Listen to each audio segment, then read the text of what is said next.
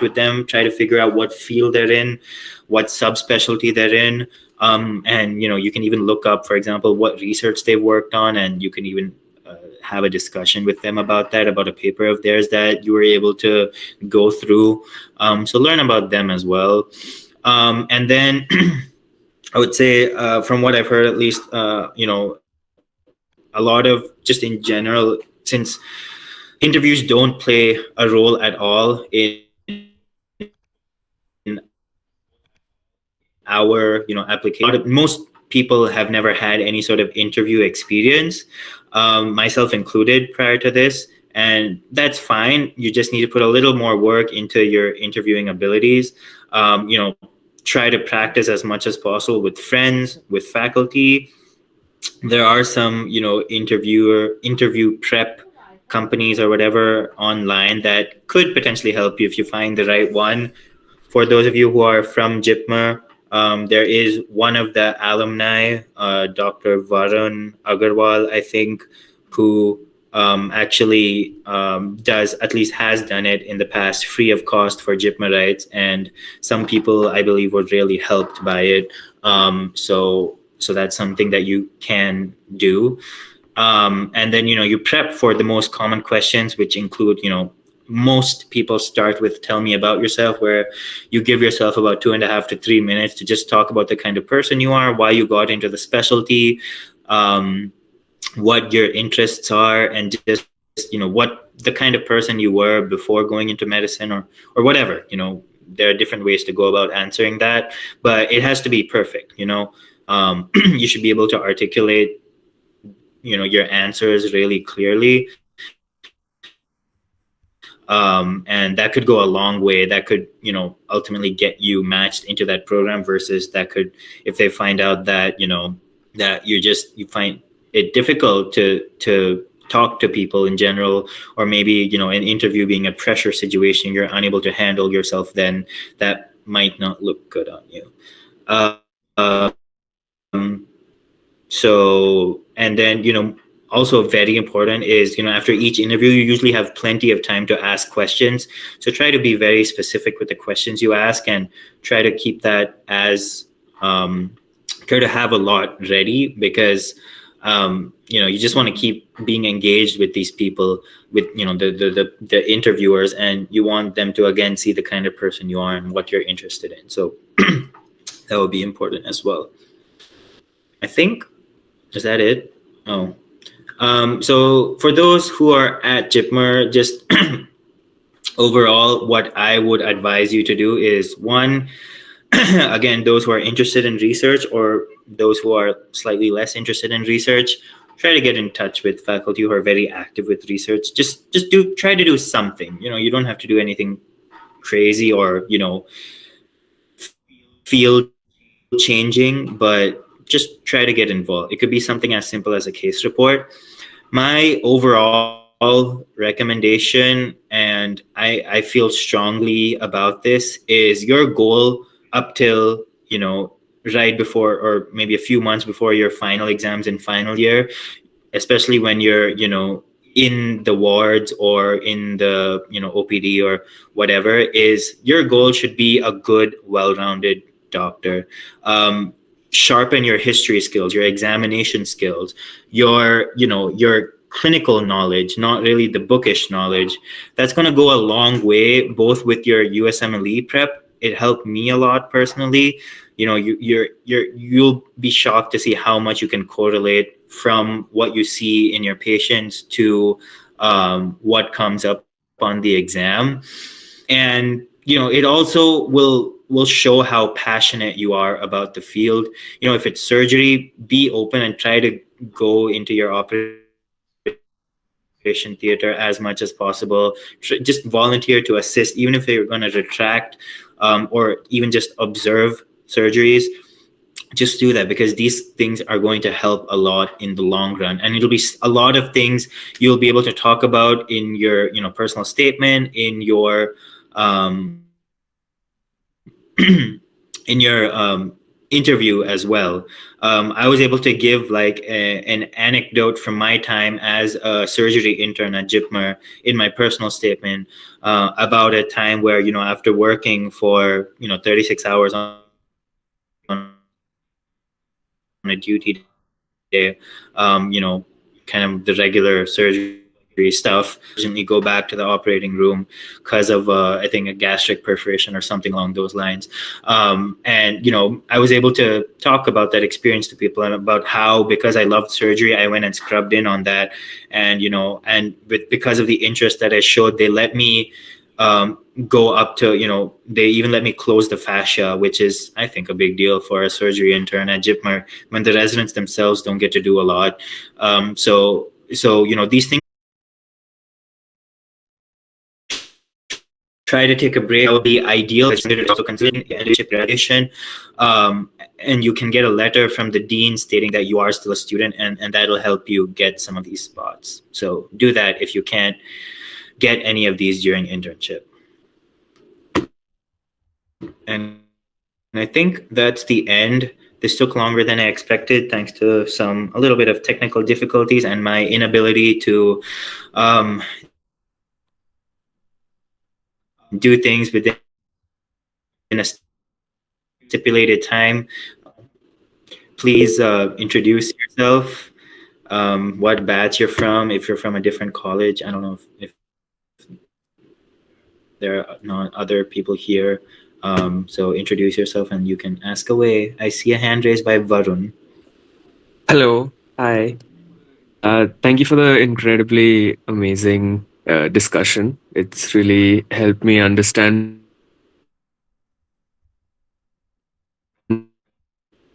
what I should do in order to apply.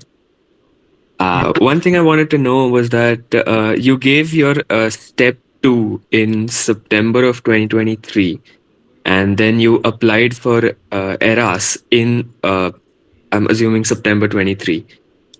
So, were you ECFMG certified when you applied, or did you get that later? I was not ECFMG certified. I ended up getting it after my step two. Like, it takes a few weeks for you to be officially certified. And also, you need to have your MBBS degree or some form of equivalent in order to get your ECFMG certificate. So by the time I got that, it was actually November, I think, because my graduation was in October. For those of you who don't know, ECFMG is this committee who basically is entirely responsible or takes or yeah is responsible for international medical graduates, for getting them into the US and applying for residency and getting licenses and stuff. You need to be certified before starting your residency. Some programs require you to be certified at the time of application. Some require you to be certified at the time of match day. Others require you to be certified before you start your residency. Prerequisites for that are passing your USMLE step 1 and step 2, completing all your MBBS exams, having a degree from your MBBS stating that you've graduated, and I believe you need to have your medical license as well from your country or state. So yeah, that should answer your question. Yeah. Thank you so much. I see a Shivang. Uh, Hi, sir. I'm Shivang, a third year medical student at AIMS Bhopal. And I have a couple of questions, although the first one would be like, what would be your advice be to an aspiring surgery resident who's a non-US citizen? And since the competition is quite a bit more than in other specialties, and in light of the current situation for the IMGs as well in the US. So I mean, overall, kind of following along the same lines of everything I discussed.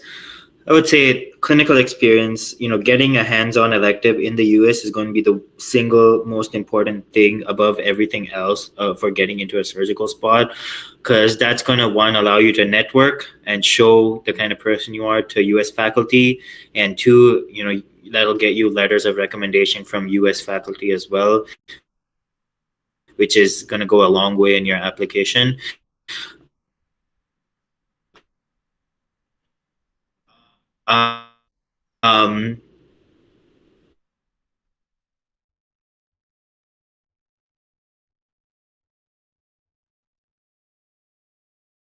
So that's positions and secure them. Talk to your seniors, talk to your institute faculty, reach out to, you can, send a bunch of cold emails as well to individual faculty. That would be the one other thing. And then almost like I would say the majority of the time you're going into you being able to go into a surgical spot would require you to do a preliminary year as well. Not to say it's impossible to get a categorical position, but it's just most of the time from what I've seen among my cohort and everyone, you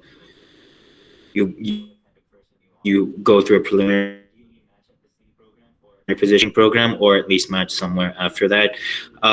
It would just involve really, really working hard and showing the kind of person you are. People need to enjoy working with you. You're going to get new letters of recommendation from the faculty you're working with, and that's going to make the biggest difference. Be a very kind and helpful person to all your co-residents. Go out of your way to help people. Go out of your way to scrub in or even watch cases that you're not assigned to. Like for example, for me, like on surgical oncology, the first year residents are primarily assigned to breast cases because those are kind of the easiest ones, and we do a ton of them. But if you're done with your cases early, or if you don't have a lot scheduled, go scrub into the Whipple that's happening next door. It might be going on all day long and into the evening as well, but that's where people are going to realize how passionate and interested you are. Read up on a little bit about the procedure, about the disease process, and then over time, if you really love the subject, you're bound to start reading articles and stuff about the latest research within that field. And by bringing it up to faculty, that's going to show them how interested you are. So that would be my overall advice for you. And people have matched. The number of US and non-US IMGs and matching into surgery are going up from what I've seen. So if you do all the right things and you're genuinely interested, you'll probably match. Thank you, sir. So just one more. Could you please explain the preliminary residency? Like, I couldn't get the hang of it. What's it? So a preliminary year is basically a 1-year spot. To go more into depth, there's basically a designated spot and an undesignated spot.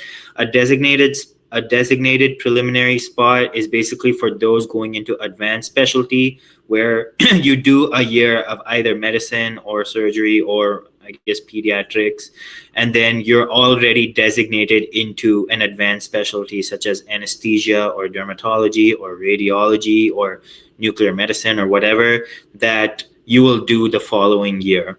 Versus an undesignated spot, which is what I was, where you're not assigned to any specialty for the following year. So you work for 1 year as a first-year resident, and then you try to reapply all over again while you're a resident at that program. And then, the goal would be to get a categorical position, which is basically for, it could be a full, for surgery, it's 5 years. So it's a full 5-year position. For medical specialties, it's 3 years. But you get a full spot where you're going to graduate. You're going to be in that program for 3 to 5 years or more, depending on what specialty. And then you'd graduate. Other possibilities after doing a prelim year are you could do potentially a preliminary year 2 if you don't get a categorical spot. You do another year where you're again allotted only 1 year as a resident at that program, and then you try to match into a categorical spot again the following year. The caveat to that is as a resident, you're not allowed to drop down a year. So if you're a PGY2 preliminary resident, you are not allowed to drop down to a categorical first year resident. You have to match into either a categorical second year spot or third year spot. So that makes that a little tricky, but it's better than not matching into anything at all. Does that answer your question? Yes, sir. So, sir, does that mean that after doing your first year preliminary residency, you entered your PGY2? So I am going to be a PGY1 again come July. But you could, if you find an opening somewhere, you could find a PGY2 spot for the following year. Okay, sir. Thank you, sir. Anything else?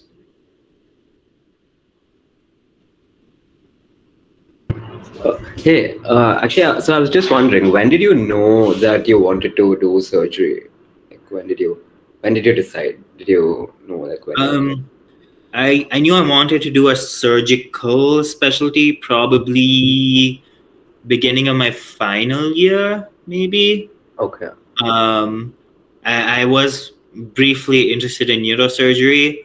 Then I did, and I was thinking about going through the chops and getting a bunch of research done and everything to become a neurosurgery resident.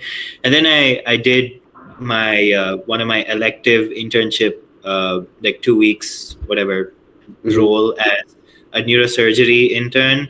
And then I realized that I did not enjoy any of the surgeries that they did and probably would not enjoy doing it in the future. Okay. So then I went back to wanting to do surgery alone. I had a fantastic surgical oncology elective internship time, and that sort of cemented my interest in surgery.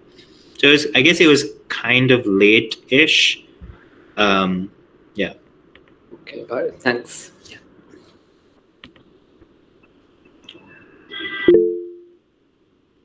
Ajit? Hello. Hey.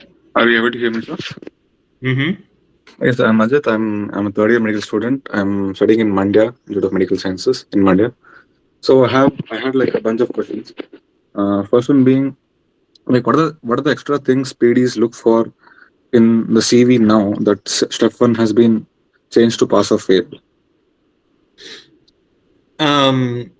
So naturally step 2, because that's probably the only objective thing that they could look at to compare applicants.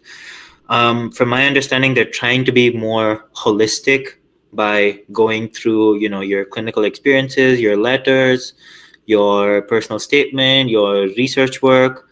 So all of that is playing a slightly larger role compared to before, where there was actually quite a bit of emphasis on step 1 specifically, because that's just the way it was. So people would, especially IMGs, would spend several months, at least 8 to even 12 months preparing for step 1, because it used to make that much of a difference. But now it's kind of everything just has a little more contribution.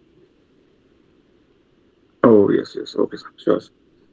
Next one being, sir, like, how true is the fact that IMGs matching into surgery is very difficult? It's true that it's more difficult than medical specialties, 100%. Just because, it's a little more high on demand among US medical graduates, and you don't have as many spots as like internal medicine or family medicine or whatever. But I mean, if you go through the stats, like, from my understanding, more and more are matching, both for a preliminary spot as well as a categorical spot. So, it is getting more and more possible. But it requires a little more hard work. It requires, and especially, for surgery, getting hands-on electives, I believe, is a little harder than medicine, because, during your elective, you're going to be in the operating room and like you'll have your hands inside a patient, versus medicine, where the max you're really going to do is talk to a patient and maybe do a quick examination on the patient.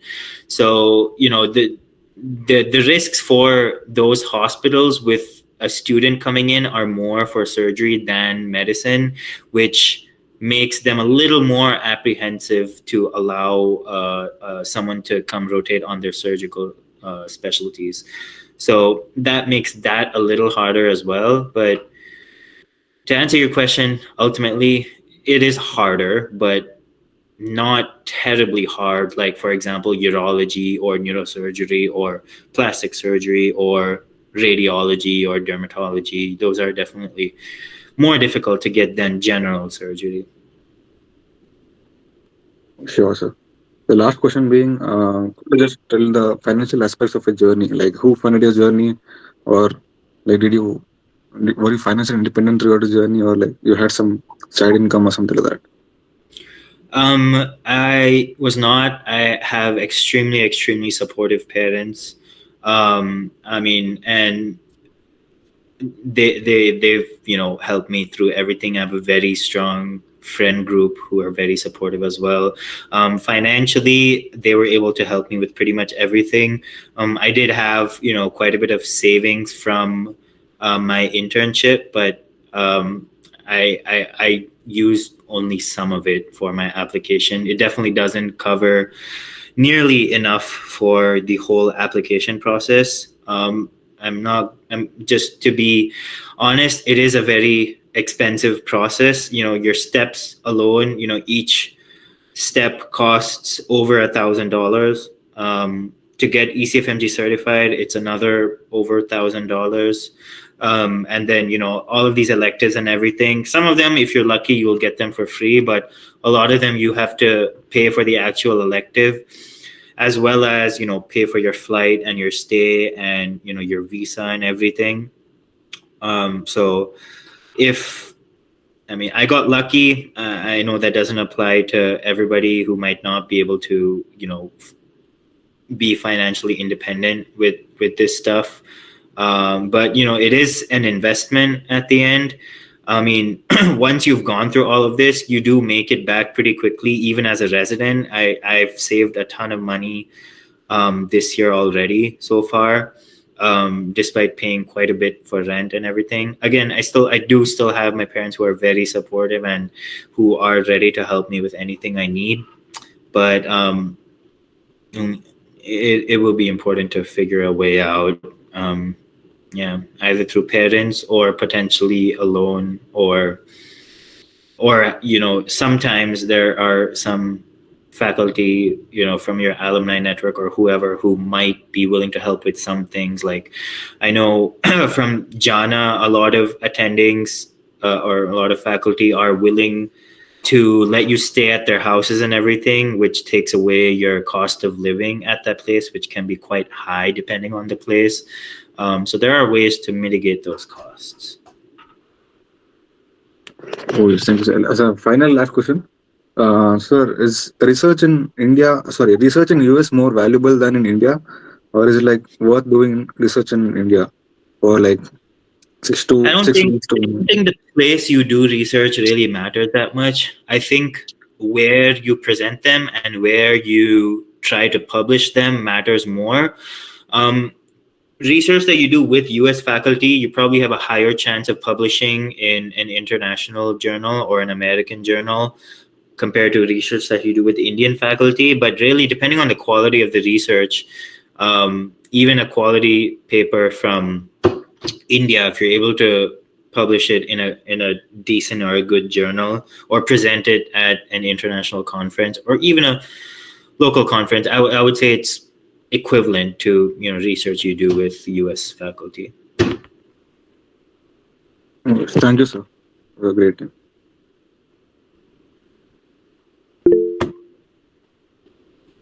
I see I don't know if is it Gun Goel? Yes, sir. Hi, sir. I am a second year MBA student at Ames Batenda, and your talk was very valuable. So I had some questions. So these are a little basic, as I'm like. So the first question is, sir, have having a lab experience, as in like some molecular genomics and things like that, is it really important? Does it really count? When you say lab experience, do you mean like you working as one in the lab, or like doing research in that field? So having a hands-on experience, like an internship for like 1 or 2 months, and a consequent research project on that. So does it really count, or it? It could definitely be valuable. Um, Especially if it's applicable to the medical field, it can certainly be valuable. And if you're able to do some research in the process, it'll be even more valuable. Lab research is definitely highly valued in the US. A lot of people, both before and in the middle of residency, take time off, and a lot of them not only do clinical research but also do lab research as well. So it could potentially be useful and can definitely be something that you could talk about in your application as well as during interviews. Whether, if it's going to be just for 1 or 2 months, how much you're going to be able to do, I'm not sure. But if you're able to get some good use out of it, I would say it would be valuable. Thank you, sir. Sir, another question. You talked about some Jana network. Could you please elaborate on that one? JANA is a JIPMER alumni association in North America. So that I believe that would apply to kind of just JIPMER students who would be able to reach out to alumni. I'm sure there would be alumni from whichever medical institute that each one is from, that could certainly potentially help you with all of this. Thank you, sir.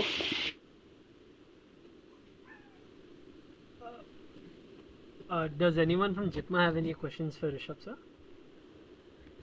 If so, you can just raise your hand. You guys and your sir. Okay, looks like nobody has any questions. Karna, you'll conclude. Never mind. Oh, Karthik? Yes, sir. So I'm a third year MBBS student currently studying in JIPMAR. So I was like confused about the super specialties that we get in the US. Like in India, it's a general surgery residency. Followed by that, we write the NEET essays and get the super specialty seat. So how do we while applying for the program itself, we have to apply for a super specialty directly. That means if we apply for a urology residency, we get 3 years of general surgery residency followed by that urology, or how does it actually work? I'm a bit confused about that. So there are some subspecialties that the only way to get them is separate from general surgery. Those are neurosurgery, urology, I guess, OBGYN, if you count it as a surgical specialty, which it is, I guess, and then ENT and ophthalmology. All other specialties, for example, plastics, trauma, thoracic, cardiothoracic, vascular, surgical oncology.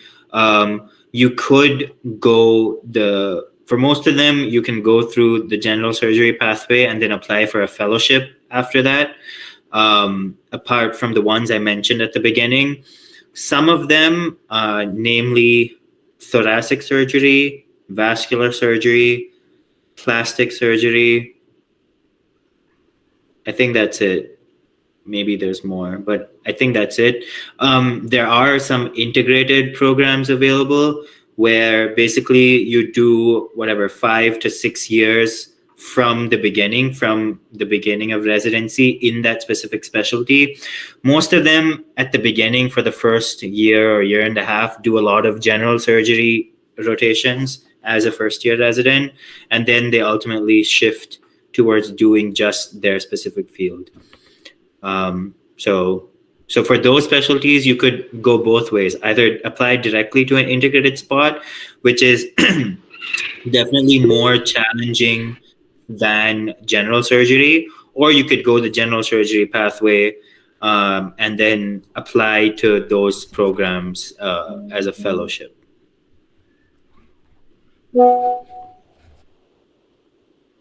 Okay, Okay, thank you. does that answer your question? Yes, thank you. Okay. Yes, Vic- thank you. Vikram? Yeah, hello. This is Raghav from third year. I'm currently studying in Jaipur. So I'm bit on a crossroad between doing PG in India and in US. So when did you exactly start your step two prep, and what made you realize ki you'll give USMLE your full priority? Yeah, that's a good question, and I guess I meant to bring that up earlier. I think you have to have a really strong reason to go down this route because it is quite a long process and it is quite an expensive process. It is very different from India, where it's just really one exam you prep for, you take that exam, and if you do well, you go into whatever you want. It requires a lot of dedication, which basically you need to know your priorities and know exactly that this is what's meant for you if you want to go down this path. Um, so, and the reasons can be very different from person to person. My personal reason was strictly from a training standpoint. I felt the surgical training that I would have got or that I am getting in the US would be miles beyond what I would have gotten in India. And that was kind of what led me down this pathway. Honestly, what was a game changer was when I was I don't know, third year or final year student, and then I saw honestly like how much kind of almost graduating surgery resident at Jipmer was struggling to with their surgical skills and performing what should be ideally basic surgeries like a laparoscopic cholecystectomy or something like that, which first years do over here on their own, skin to skin. And that's what kind of pushed me into knowing for sure that for surgical training I wanted to come here. I was definitely kind of in limbo, towards the beginning of my internship as well, maybe similar to you, especially with my family and closest friends and everyone who I was close with and loved being in India and that being my comfort zone. But at the end of the day, I felt like this would give me the best training, and I will still potentially go back to India once I'm done with my training here. So I don't know if that answers your question. Like that was what the process was for me. It's very different for each person. There could be multiple reasons for why one would want to come here. It could include, a slightly better or better, definitely, sort of work-life balance. It could be the training. It could be from a financial standpoint. You're bound to earn more here. But, there are always, there are a bunch of minuses as well coming to the US. One, obviously, you're very far from your loved ones. It could make relationships and everything quite hard. Two is the financial standpoint. It requires a lot of money just to apply and get through that process. Three, there's obviously the visa related issues and stuff that could come by. So it's always, you need to make sure that you're okay working through all of these problems and dedicating enough time before even starting this process, because once you start it, I mean, you could stop midway and decide you want to stay in India, and that's absolutely fine. But you would have already spent a tremendous amount of money and time and energy into preparation. So does that semi answer your question? Yeah, it does. Thank you for your answer. It was a wonderful session. Thank you so much. Oh, welcome. Is there anyone else who has a question? I see a Samskriti. Hello, Samskriti? sir. No? Hello, sir. Yeah. This is Samshruti from third year MBBS, Jitna. You talked earlier about returning back to India after completing your course. Do you think it's that easy? I mean, is it fine, or do you face any difficulties once you have to come back to India? In terms of getting a job, I hope not. I feel like, a surgeon from the US will probably be high on, or could be, on demand in India just with the experiences and stuff. Maybe potentially, that's my thought. Maybe I'm wrong. What would probably be difficult is going back to a different form of practice of medicine, which is maybe slightly less evidence based. And then, the way patient care is carried out in India compared to the US, especially kind of at the hospital I'm at, where there's a lot that goes into, making sure that the patient is very comfortable and is the number one priority, which seems like it should be obvious, but as you have seen, throughout, if you go to the wards and OPD, sometimes, patient um, like be the patient being the number one priority is very difficult to achieve in India, and that's nobody's fault. It's just the sheer number of people, that are there, sheer number of patients, and the workload. So from that standpoint, it'll probably take a lot to get used to that system of medicine. That would be the main difficulty that I anticipate. Yes, sir. Thank you. I have one more question. I heard from some people that you can practice in US without actually giving USMLE. Like you can pursue your MD here and then apply for some fellowship, and then you can change your board certification. Is that true? Um, it's possible, yes. It's quite difficult.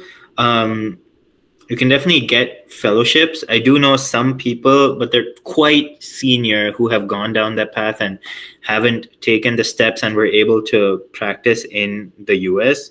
But it is possible to practice here without doing a residency here in multiple states. It's very state specific over here. A lot of them you would still have to take the steps just to, just to pass the licensing exam, basically.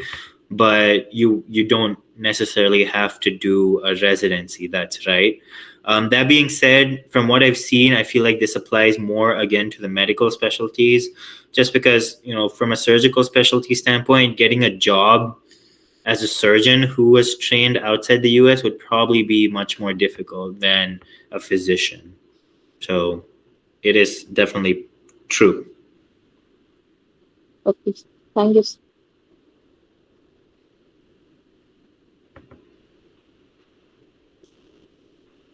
Anything else? Does anyone have any other questions?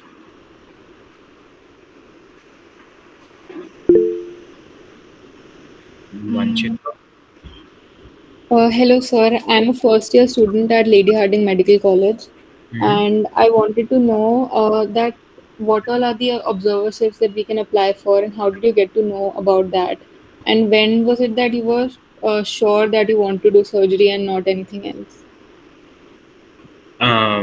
So to answer your second question first, kind of alluded to that earlier. I figured that out, like that I want to do some form of surgical specialty end of third year, maybe beginning of final year. I realized that I want to do something with my hands and do something that basically has an immediate impact on a patient, sort of using both my hands and my brain together. That's why I wanted to do surgery. In terms of observerships, I don't know if you listened to most of my talk, but I really wasn't able to get anything. The only thing that I did do was a non-surgical observership, and that was through a family friend, actually. But the ways that you would get that are obviously researching thoroughly on the internet about all of these spots available, networking with people, cold emailing people at various institutes across the country, to try to get a spot, talking to your seniors who have gone down this path and were able to secure observership or elective, hands-on spots as a student, as well as talking to your, faculty at Lady Harding is a reputable college. I'm sure a lot of faculty there have some connections with U.S. doctors, or who could at least refer you there, or there could be alumni from your place who are currently in the U.S. So reaching out to them well in advance is what's going to help you get these spots. Okay, thank you, sir.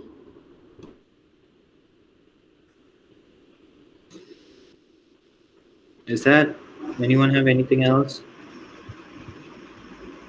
I think that's it, sir.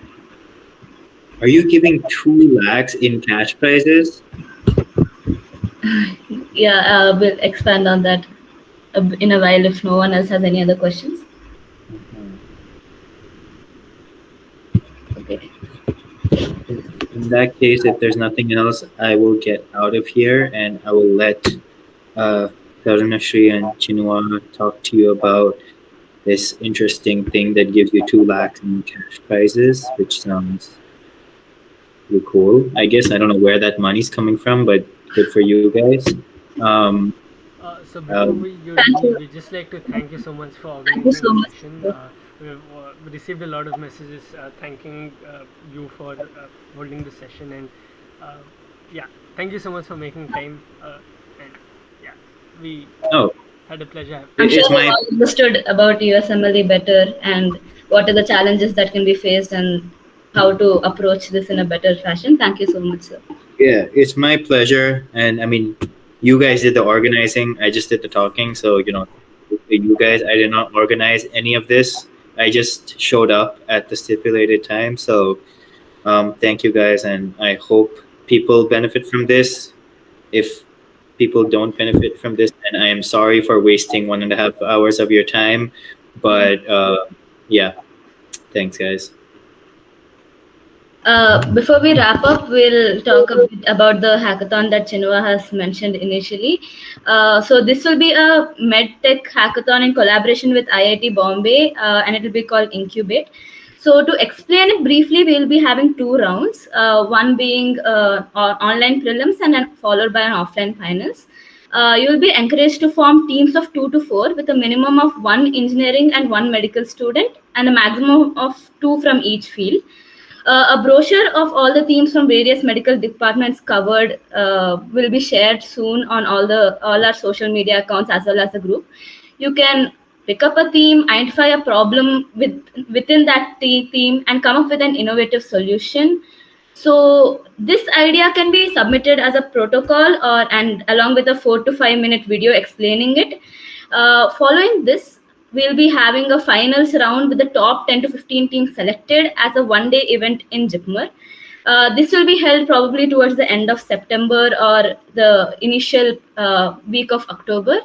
So this round will all be about turning your concepts into prototypes in the form of apps or working models along with your engineering counterpart. So as this slide mentions, we've got a prize pool of more than 2 lakhs for all the finalist teams.